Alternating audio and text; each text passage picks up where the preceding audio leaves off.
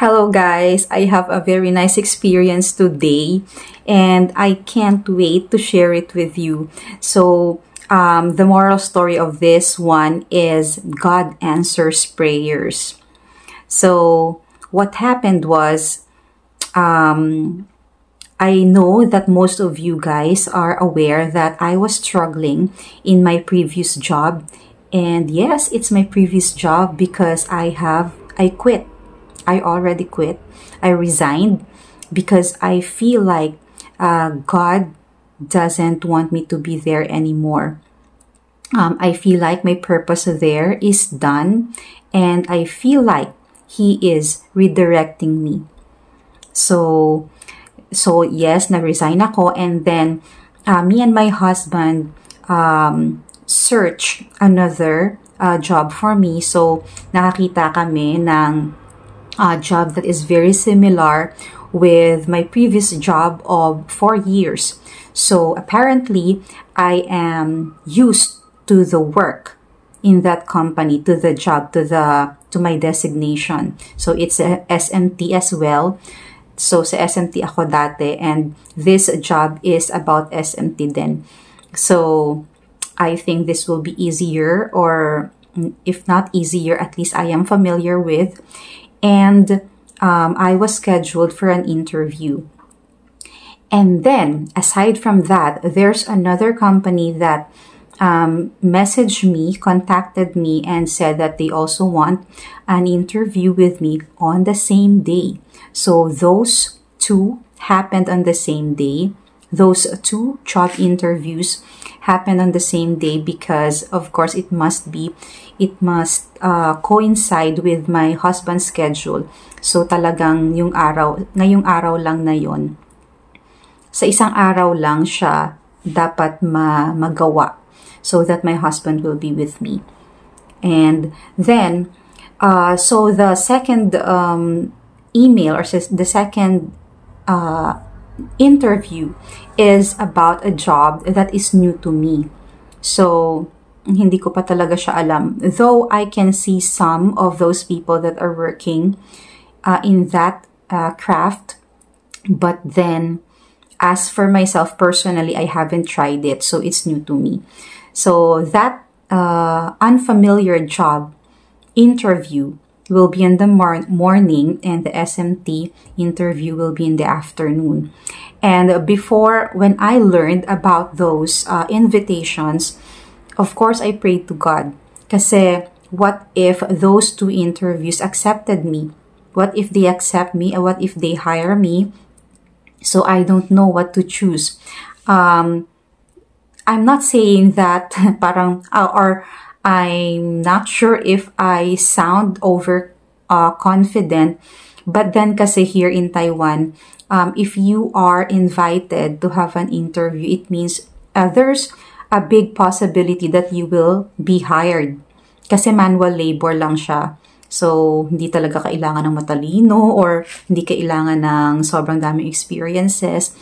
So, as long as they see that you are able, na kaya mong gawin, yung papagawa sa'yo na manual labor, they will hire you. So, yun yung dilemma ko.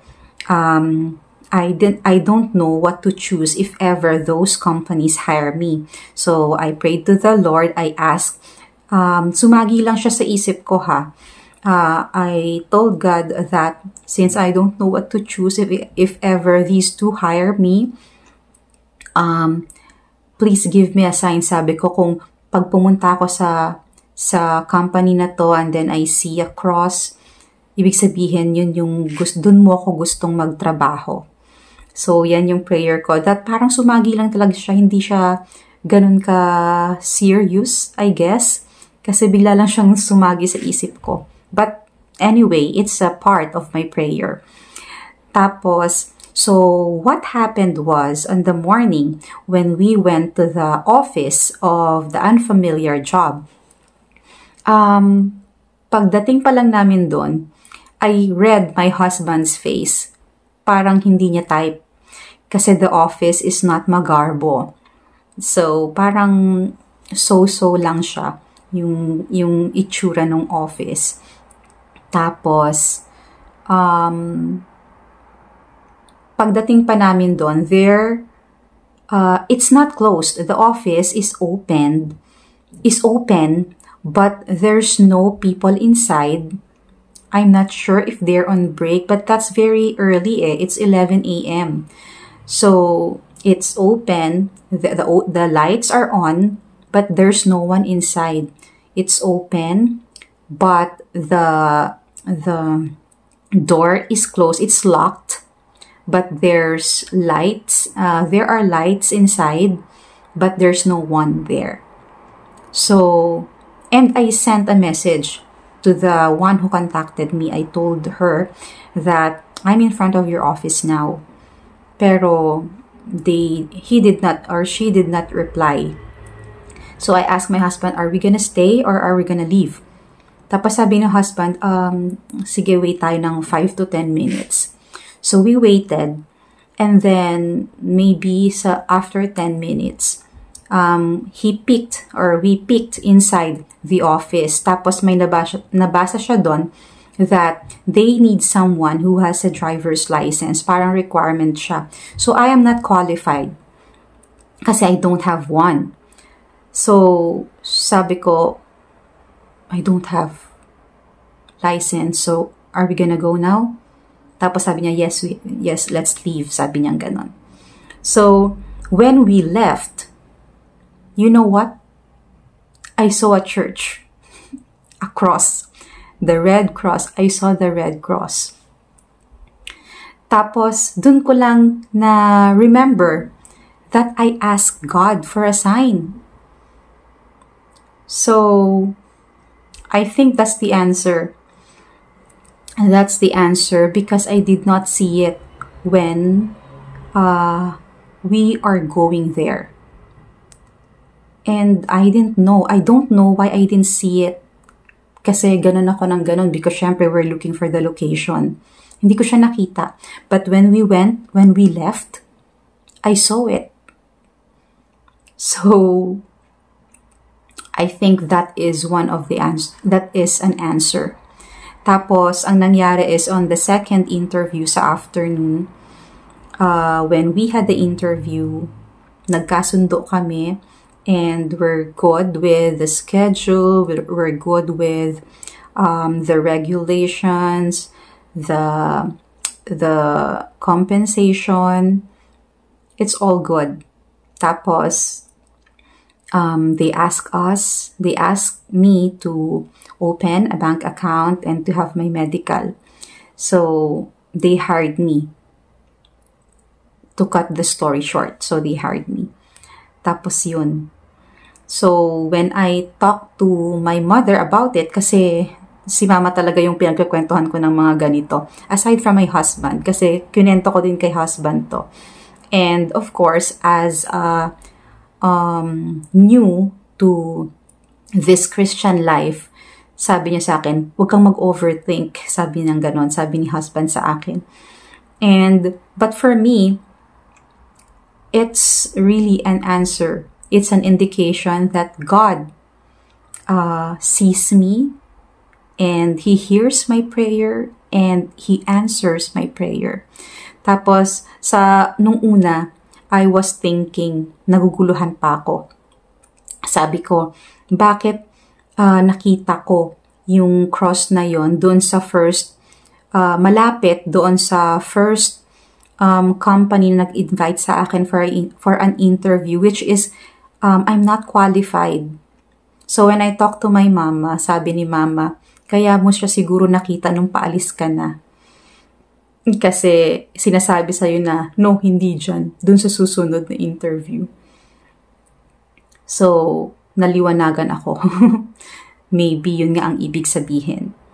And natutuwa ako because in that experience of mine, I remembered the story about Nathaniel.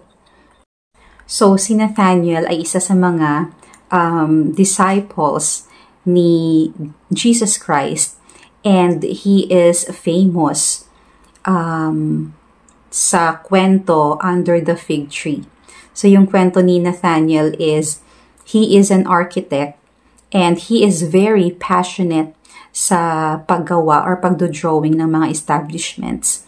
And may nangyaring hindi maganda sa work niya and nawalan siya ng trabaho. So he was very depressed and he went to the desert and he sat under the fig tree. Tapos umiyak siya ng umiyak doon while talking to God. He said, I have done this for you. This is all for you, sabi niya kay God. Tapos he burnt it, yung mga drawings niya.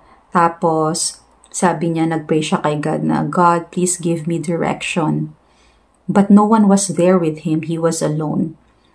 And then, nung time na pinakilala siya ni, I think it's Philip, pinakilala siya ni Philip kay Jesus.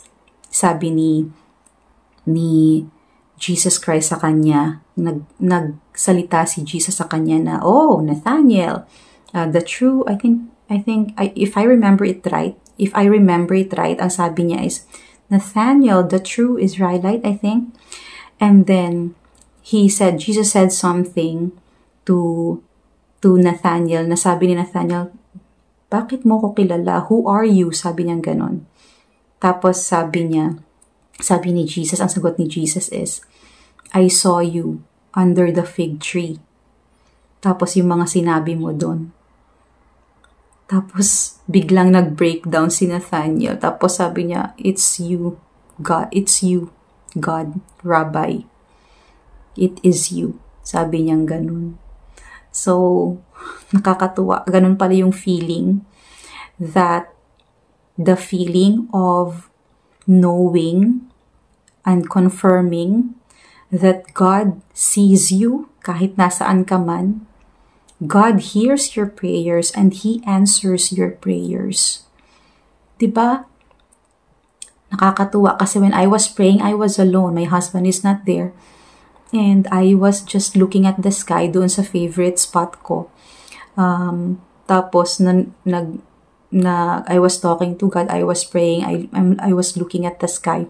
Tapos, yun lang yung sinasabi ko. I was praying. I'm asking Him to show me the cross. Ganyan. And He actually saw it. And He answered me. Nakaka-amaze lang na yung hindi ko talaga siya hinanap yung church na yun. And actually, hindi ko talaga siya naalala na humingi pala ako ng ganong sign from God. But then, He answered me. Nakakatuwa talaga. Grabe.